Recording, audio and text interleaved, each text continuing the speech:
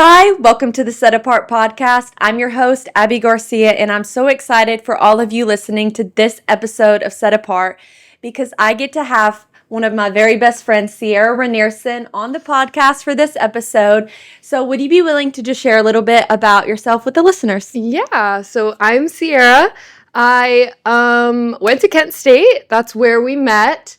I have been married for 3 years almost, and We actually got married 1 week apart. 1 week apart. And we were in each other's weddings. Yeah, we were in each other's weddings, and they were a week apart. Yeah.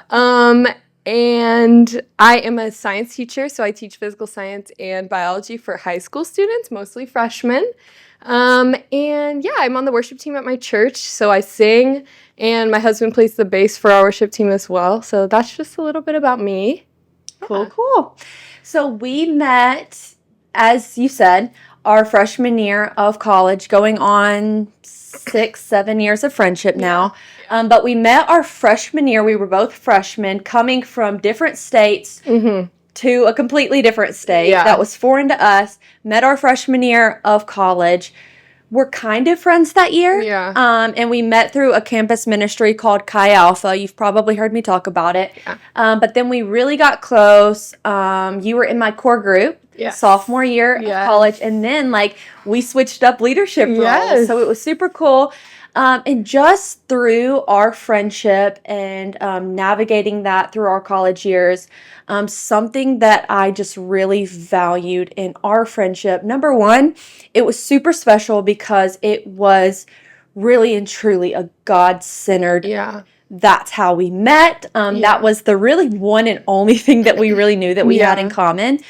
But since then, no drama, no, and for a female relationship, no comparison issues, no gossip issues.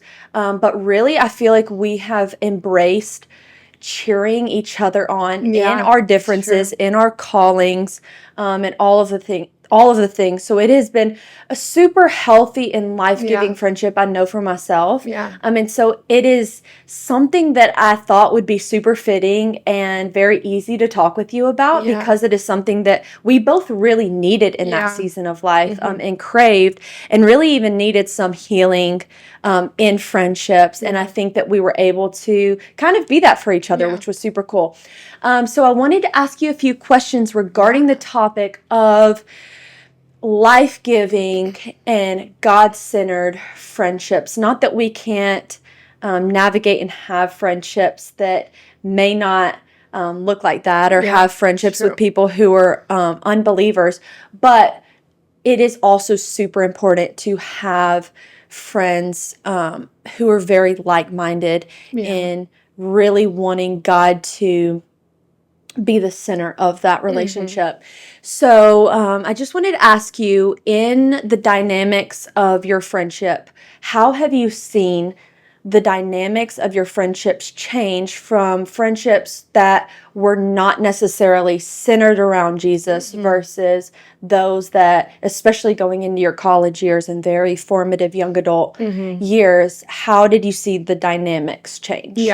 So kind of what you were just saying about in those relationships with non-believers, or relationships that weren't necessarily built on God, I noticed a lot of jealousy, a lot of drama, a lot of gossiping, a lot of just not feeling great after hanging out with them for whatever reason. Like they were getting into something that I didn't want to get into, or things like that. You see a lot of that in those kinds of friendships, and it's not very life-giving. It's draining in a sense, and it's hard to navigate those. Versus like friendships who are that the foundation is God. Like you said, there is no comparison. There's constant encouraging. There's love that is biblical love. There is constantly building each other up and holding each other accountable in different areas of life. So they do look different. That's not to say that you can't be friends with people who are non-believers, but it does look different. And that's what I would say. I think that Something that is very hard and what I think a lot of people deal with is feeling like in order to have a really godly friendship, you have to give up the fun. And I, even looking back at some friendships that I've had over the years,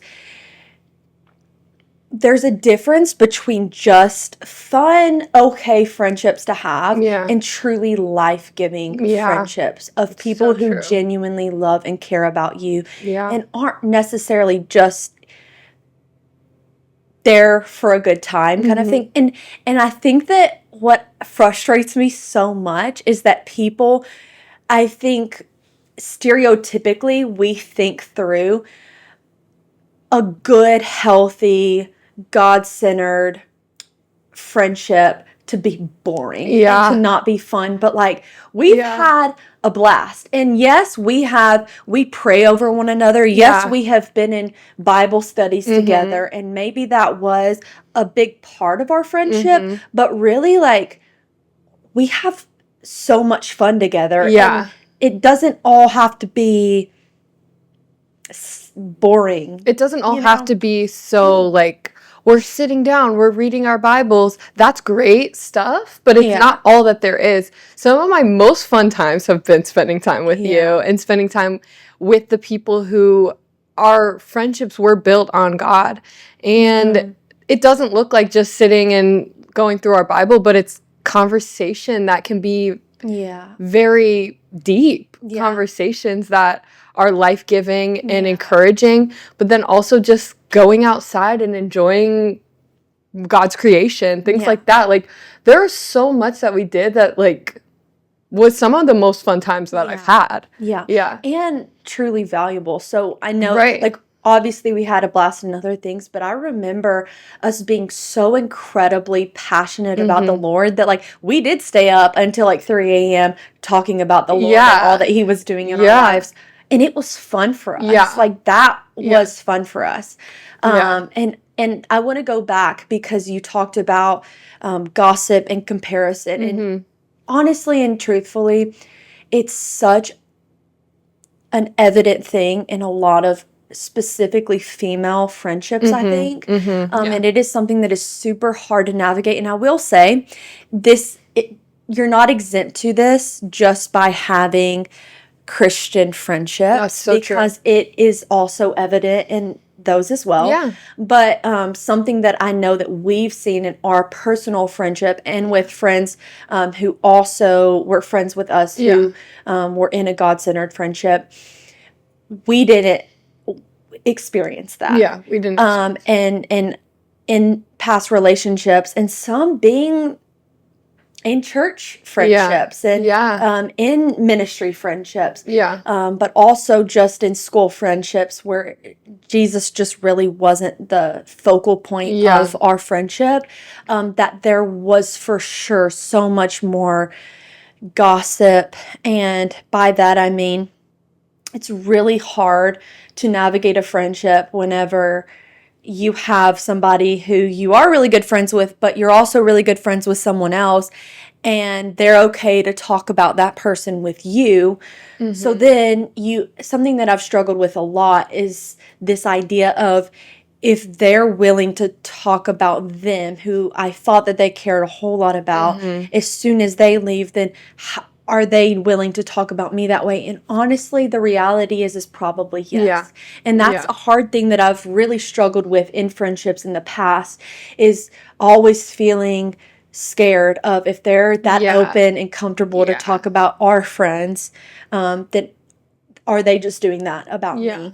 So that was something. And then also, like, another thing that's very, very evident in female relationships is this competitiveness and comparison thing, and really struggling to truly cheer each other on, and mean it, and In it a be genuine a genuine way. thing. Yeah. And so for us, me and Sierra were also super close with another girl in Chi Alpha, Yeah. and we all had very different degrees. I'm in Very fashion. different. I was a zoology major. She was in audiology. Yeah. So we were all so different and had a lot of actually very different interests. Yeah. And so it really wasn't an issue for us. Yeah. We all felt called to specific things. Yeah. And we were able to, anytime that there was something incredible happen in your life, like you got engaged before me. Yeah. And we ended up getting married a week apart, Yeah. but like I was able to cheer you on in that without being jealous of why hasn't he proposed to me. Right. And then you were able to really embrace and celebrate the season of life that I'm in the same way that we were for her as well. Yeah. So it has been like truly a very healing friendship. Yeah. For me, I will say. Yeah. And just the dynamics that have changed from friendships that really weren't fully centered around Jesus, and being able to have that open communication about him, and him be who really had orchestrated our friendship, and that we allowed to really lead the way as we walked in our friendship together. So it's been super cool. So on the topic of unhealthy friendships, healthy friendships, life-giving, and God-honoring friendships, what would you say are some signs of unhealth in friends and in friendships that you've seen, and versus healthy ones? Yeah. So in unhealthy friendships, I feel like sometimes you leave, you feel kind of drained. You feel like you don't want to see them in the next 2 days. You feel like, you just don't want to spend so much time with that person because they're draining in a sense. Yeah. You feel like you have to walk around on eggshells because you don't know how they're going to react to certain things that you decide you're going to choose this place to go eat, but they don't like that food and they're mad at you for that now. Things like that. Just like getting mad for little things, and you just see little things that are like, we don't actually need to argue about this. It's not, it doesn't need to be a whole thing, but it being made into a whole thing, which then is very draining. Something I see in healthy friendships that I've had with you and with other people who are life-giving friendships that are centered around God is I leave feeling like really refreshed. I'm like, that was amazing. I'm grateful. I feel God's blessings in my life through my friends. Yeah. And yes, I love my other friends, but it's different. It doesn't feel like, so wow, God has blessed me abundantly with people who just have supported me, and feeling support, feeling loved, feeling like I can be myself fully, and they will encourage me and love me and not judge me for things that I do or like, and alternatively also like holding me accountable for things instead of being a yes man to poor decisions. That's another thing that's important in a friend, is having someone who will hold you accountable and who will help you look to Jesus in your situations and in your choices, versus encouraging bad behavior or encouraging gossiping about people and things like that. So I think those are some signs that I see, is just feeling like my cup is fully filled after spending time with people means that it was about God, because God is what fills my cup. So,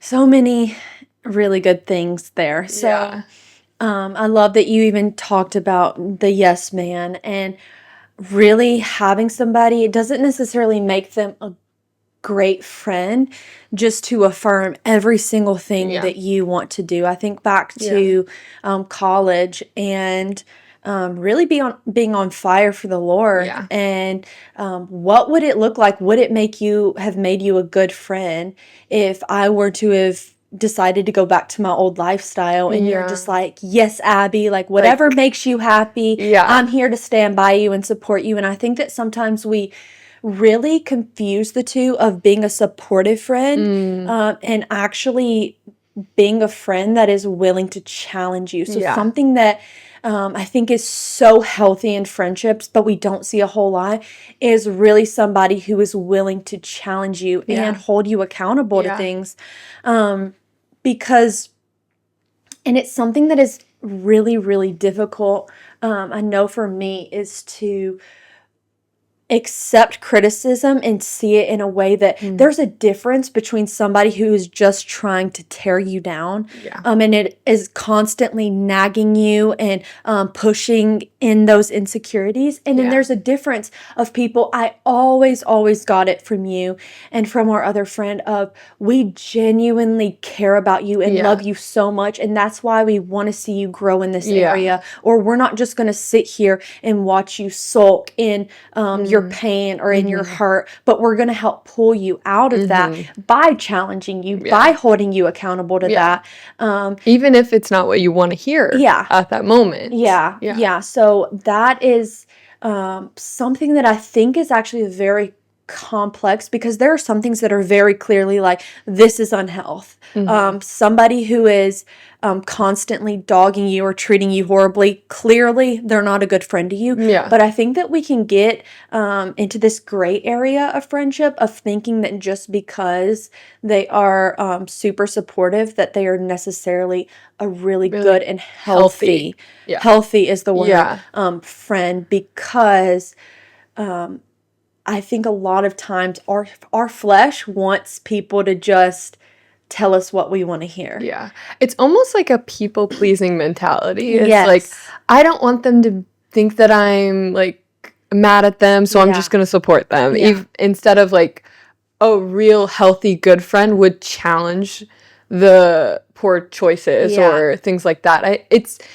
It's not always good to want someone to be happy because happiness is not the same as joy, and happiness is not always right, because we don't want to choose the desires of the flesh. We want someone to encourage us to look to Jesus instead. So it doesn't always mean they're a good friend just because they are super supportive of you. And I saw that in our friendship of like, it was challenging in the best way, even if it wasn't what I wanted to hear, even if I wanted to sulk in my sadness over something or sulk in my like anger over something, the challenge was to pull you out of that. And that is so especially in things like gossip. It can be very easy to go from venting, I need to air out my feelings, and I will say it is very healthy to have safe people that you feel like you can really air out your feelings and thoughts to, instead of just having to keep it in because you're terrified of gossip. However, a healthy friend would say, okay, you've aired it out, this is enough, like, and knowing when enough is before it will turn into gossip and then just let's just stay here because it feels good to keep saying, you know what, you're right, they shouldn't have done that to you, and really starting to affirm it that way, rather than just giving a safe place and space for you to be able to air out some frustration, and then in a healthy way transition and cut it off and move forward. The biggest thing is moving forward with that, and how are we going to walk and move forward in healing rather than just sitting in bitterness. So which is really hard as females to do. It is very easy to sit in the bitterness and unforgiveness and friendship hurts and all of that. So another thing that I know is something that I've struggled with a lot in friendships in the past, and something that I would say it can be signs of unhealth versus a healthy friendship, is when a friend is only about themselves and not willing to genuinely listen to you and care about you and where you're at in life and what is going on in your life, and not just, I need somebody that I can share everything that's going on in my life, but I'm not willing to be that in return. it's really hard. And I know that we all want to feel heard. We all want to be able to share Yeah. our life with Yeah. people. I think everybody would say that they want to be known by somebody. And it feels really good to feel known by your closest friends. But something that I would say can show signs of unhealth is if you are only willing to receive that and not willing to give that and be that for somebody else. And that's just so true. something that I know in our friendship that was beautiful is that there would be nights where, sure, you would be the one that we were working through a lot of what you were going through, Yeah.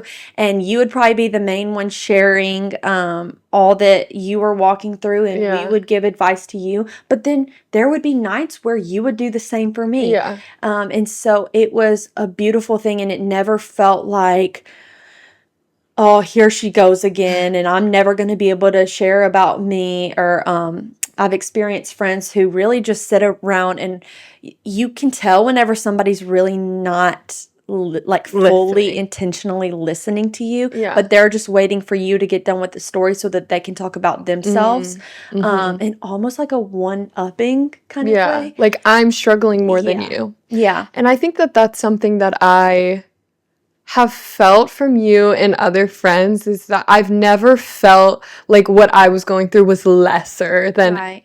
like, I never felt like, oh, this is too insignificant for to bring it to you Yeah. guys. I always felt heard, and I always felt listened, even if it was like I did bad on a test or something Yeah. small. It was always like I always felt heard. And I think that that's so important in friendships, is to feel heard, but to listen. Yeah. If you aren't listening, then how can you expect to then be heard? Right. Yeah. I think that that is so important. Yeah. I think a lot of times people want so badly to have a good friend, but they're not willing to really and truly be a good friend Yeah. to someone else. And I know our ego would never let us acknowledge that in ourselves, Yeah. but I do think that it is natural for us to want and crave friendship from someone and love to have a good friend, but be slower to check yourself on if you're really being a good friend to them. Yeah. So, yeah. So good. Yeah. So, next question is just, how has having really God-centered and life-giving friendships in your life, because I know that you have a lot of other friends at your church and church community and people like that. How has that really benefited your walk with the Lord as well?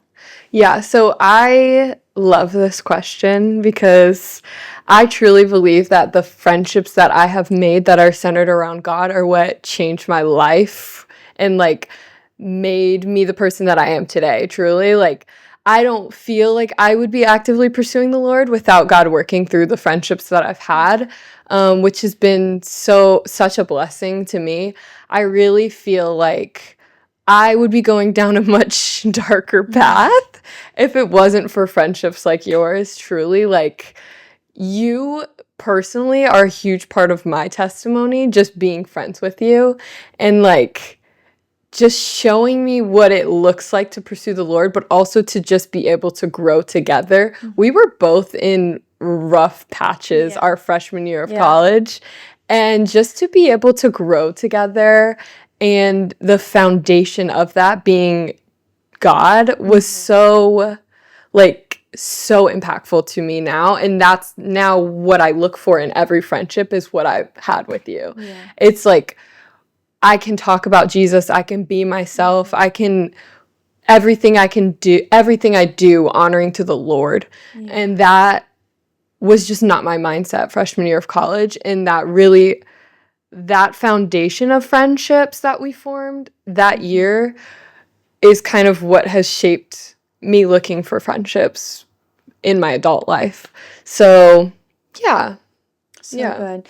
I think that friendships, like, God uses friendships to be very formative for us. Yeah. And if we're willing to really lean into them, especially in seasons of life before marriage, before having a family of your own, that I think that God can really use them to benefit us and grow us even before the season of life of getting married, because I know for both of us, we experienced incredible life-giving relationships with other people before we met for you met your husband and really started going on dates, and for me, like, really connecting in that way and being able to even be a wife and know how to like be there for him in that. So so good. And I think that even I love that through our friendship and through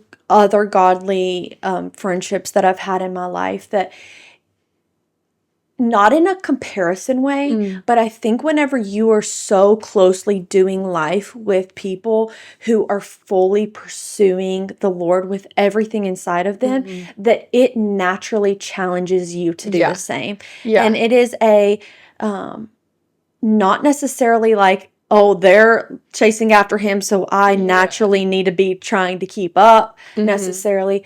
But whenever you see other people constantly growing in their relationship with the Lord and not just staying stagnant, because I've even had friendships like that who were believers, did love the Lord, but were wasn't the focal point. Like they weren't. They were okay with just the life that they were living, and it wasn't the focal point of the friendship. And so in having that, the way that I've seen it really benefit my walk with the Lord is that it is very challenging. It is a challenging thing to see your friends who you're so close with talking about the Lord, him being in every aspect of your life. So for me, like, our campus pastor, I ended up becoming really, really close friends with her, and she started talking through everything that you were, like, things that you were feeding your spirit, and it really challenged me to start thinking about all of the things that I was feeding my spirit. And it is something that actually I think about all the time, and what I listen to, what I watch, what I allow to even be in my home, all of the things. And if we're open to having those conversations and communication about the Lord and him really being in everything that we do, everything that we did as friends, even if it necessarily wasn't, oh, let's just sit down and talk about the Lord and how great he is. It was in, let's go and have fun. However, like, now, because we have the Holy Spirit, like, we also have wisdom, and we know to, like, not do sinful things, but we can still have fun together while doing these things. So it's been, like, benefited my walk with the Lord a ton. For sure. I know. Yeah, I think it's like, when we first started becoming friends, for example, I was not I was not, like, completely we were both coming out of high school. We were coming out of high school. And so, it was like, what was I feeding my spirit? Not good things. Like, the music wasn't good. My, like, words weren't good. And it does matter. And when you see people pursuing the Lord and moving from that part of their life into something better, it encourages you to want to do the same, and not in a comparison, not in a competition, but in I see how the Lord is moving in your life, and I want to seek the Lord in the same way. So I think that is how it's benefited me, is I saw the people around me and how they were seeking the Lord and how they had joy in the Lord, and I wanted that joy. And so that was the foundation of my walk with the Lord. So good.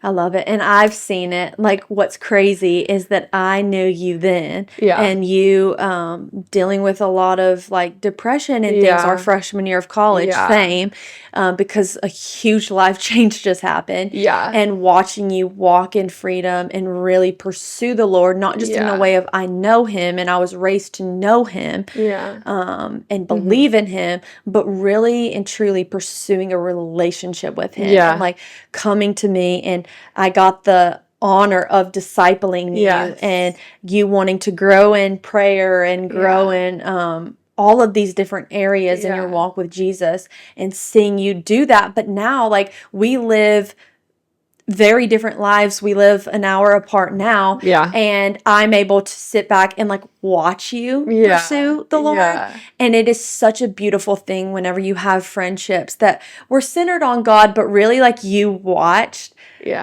develop and change and grow. Yeah. And now like we're both in God honoring marriages where we both like have incredible men of God that are our spouses, and we're able to like do this life with the Lord individually because we're not just doing life together every single day anymore.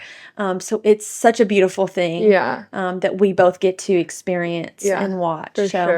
So cool. So we're going to take a little bit of a transition because going into the season of life that we are both in, seasons change. Like, and because seasons change, friendships look different per the season that you're in. So going from a little kid and having friendships to school age and having friendships and doing extracurriculars and all the things into if you go to college or went to college, what that looks like, and then into the real world of adulthood. Marriage and adulthood. And for me, like having kids, it all changes and looks very differently.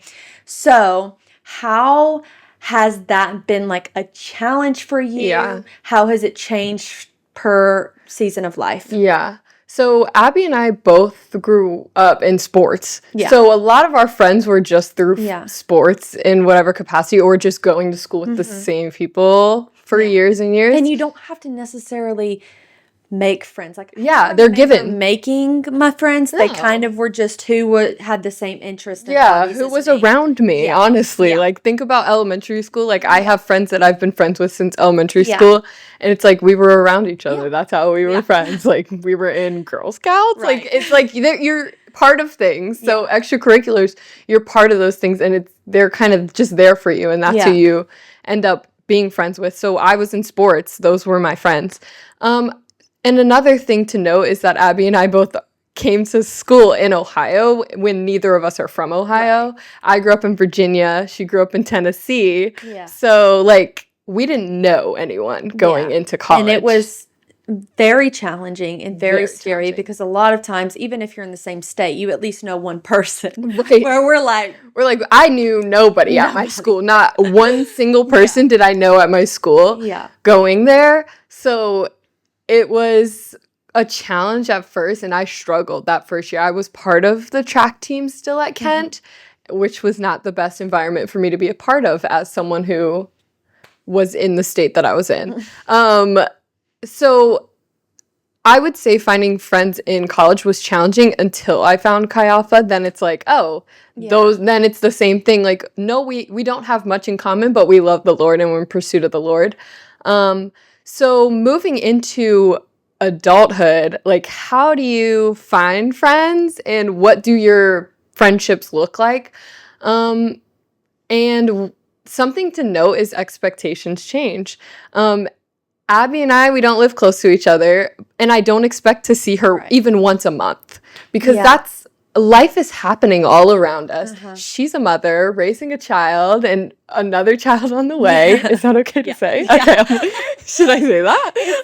It's out. So she's in that season of her life, which is different than me, but we're in different seasons. And yes, in college, we were seeing each other every day. We were having sleepovers constantly. Like, we were always with each other. So it was easy to be friends because we were literally living life together. So then the challenge is then how to navigate friendships in adult life while we're both doing very different things. And yeah, expectations change. So we don't expect to see each other every week, every month even, and we even couple months. Yeah. And that's okay, because I know that if I needed to call her for something, she would be there. Yeah. And I know that even though we don't talk all the time, I'm like, that's still one of my best friends. Like, I don't have to question it because of the foundation of our friendship. Yeah. I don't have to question, like, are we okay? We haven't talked in a while. Like, that's not something I feel like we need, because I know that we are, because I know what our friendship is, and I know how impactful it is. And the foundation of it being on God just makes all the difference, I would say. So, yeah, and yeah. I think that something for us that was super helpful was having the years where we were able to really do life together a lot. I mean, we saw each other every single day, whether it be just walking each other to class because we wanted to have if it was 5 minutes a day, we still were. Yeah, and so we had, like you said, we had this foundation of friendship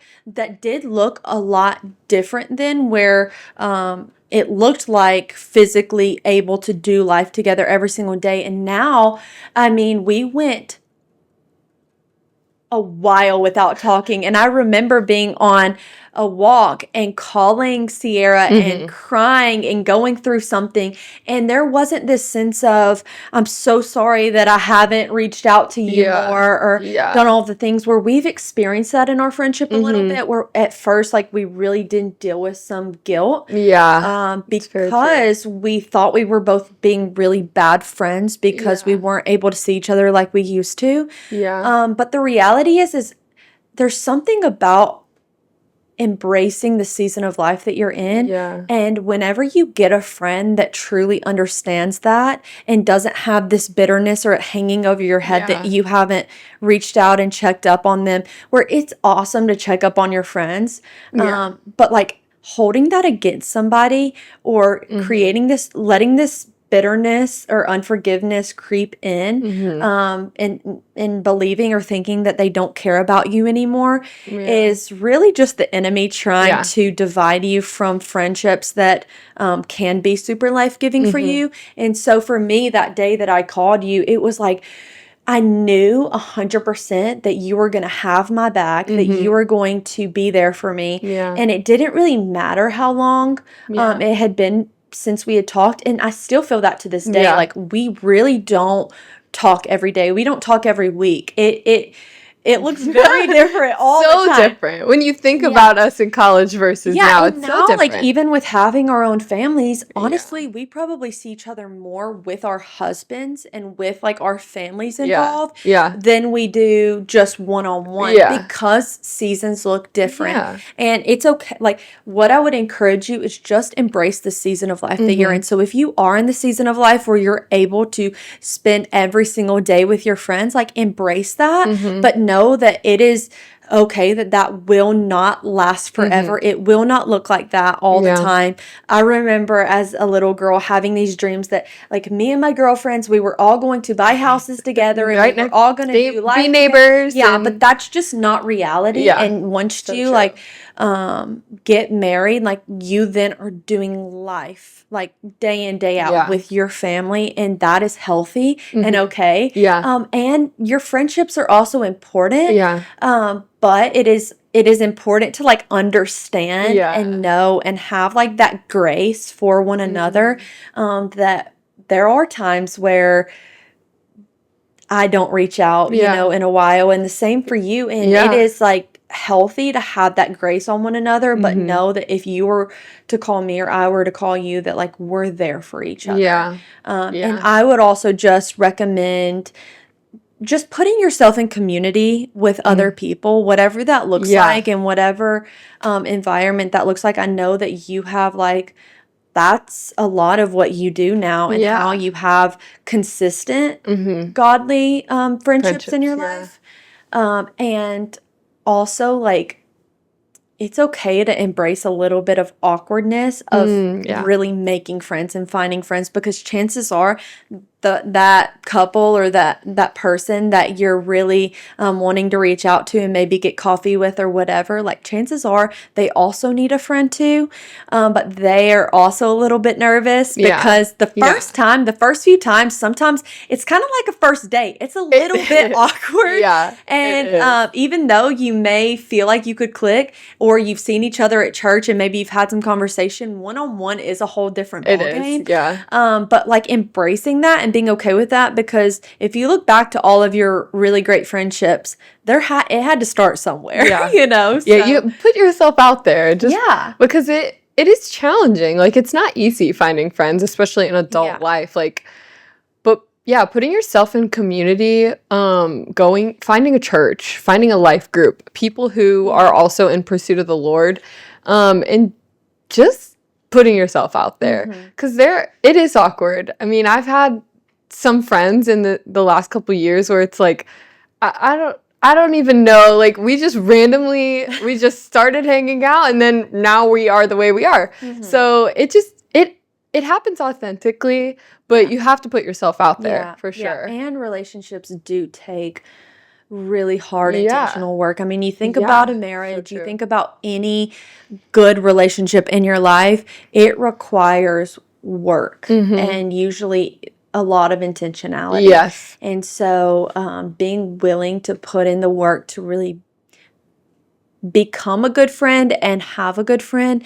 is what a lot of times it takes in order to especially in the season of life I mean, life only gets busier, and so you have to be intentional in having friendships, and God does call us to community. So doing life alone, it's not like what we're called to at all as followers of Jesus. So true.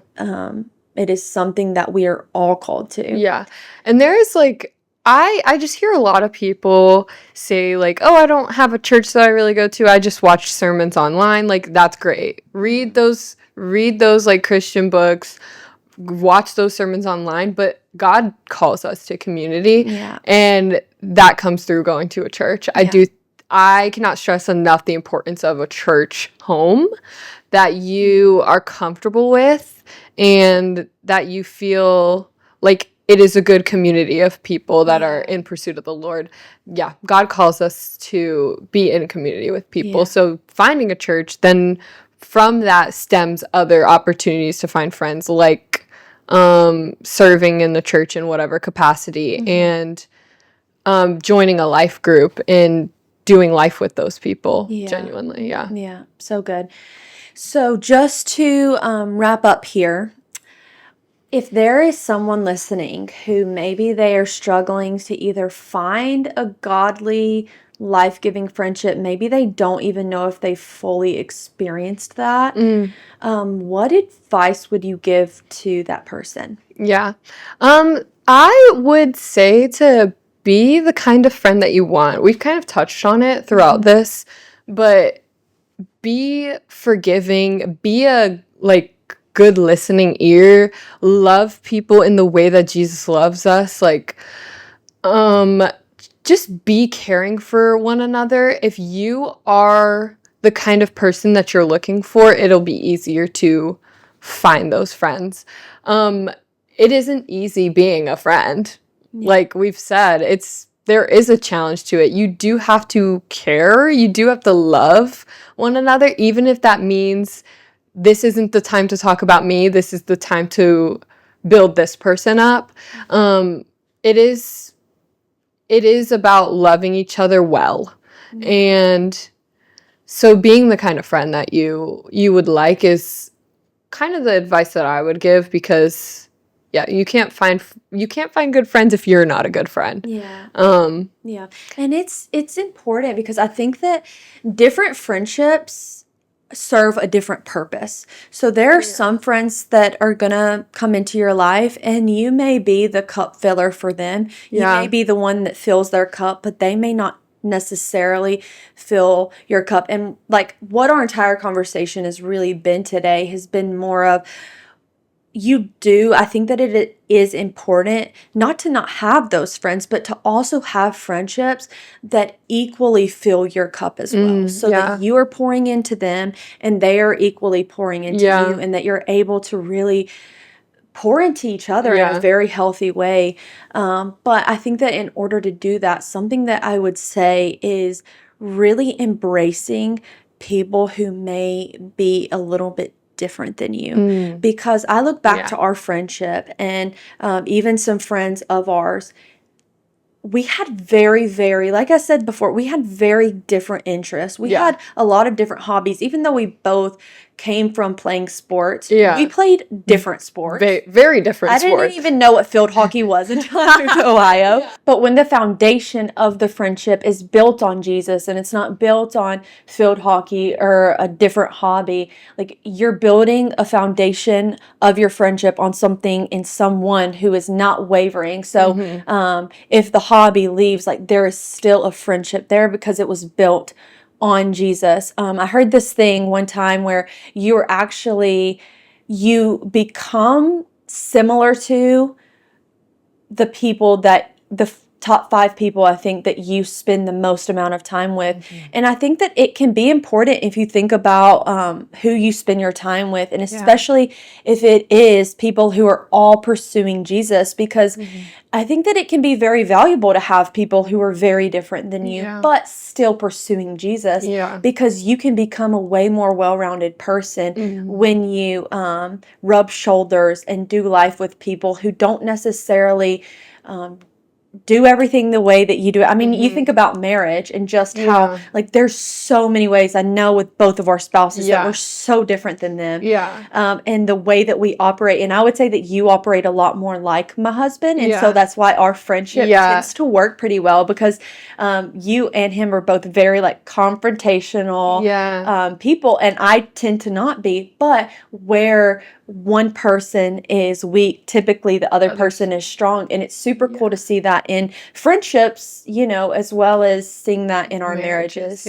So good. So if you are listening and maybe you feel challenged of either seeking out godly, life-giving friendships, maybe the friends in your life aren't super life-giving to you, or maybe you even feel challenged yourself to be a life-giving, really good friend to someone else, we just pray that this speaks to you. We pray that if you have been seeking that out, we believe and hope that you even find hope in our story, and knowing that we both found a lot of healing and reconciliation in this area where we felt a little bit hopeless in, I would say.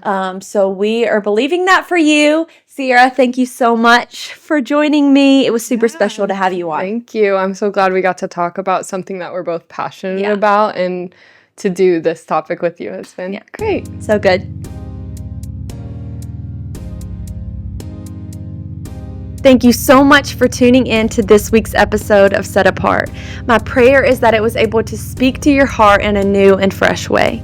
If you want to continue to journey with us, make sure to subscribe to the channel so you don't miss out on all things Set Apart. And if this video impacted you, please like the video and comment below. Let us know what spoke to your heart and how we can be praying for you. See you next time.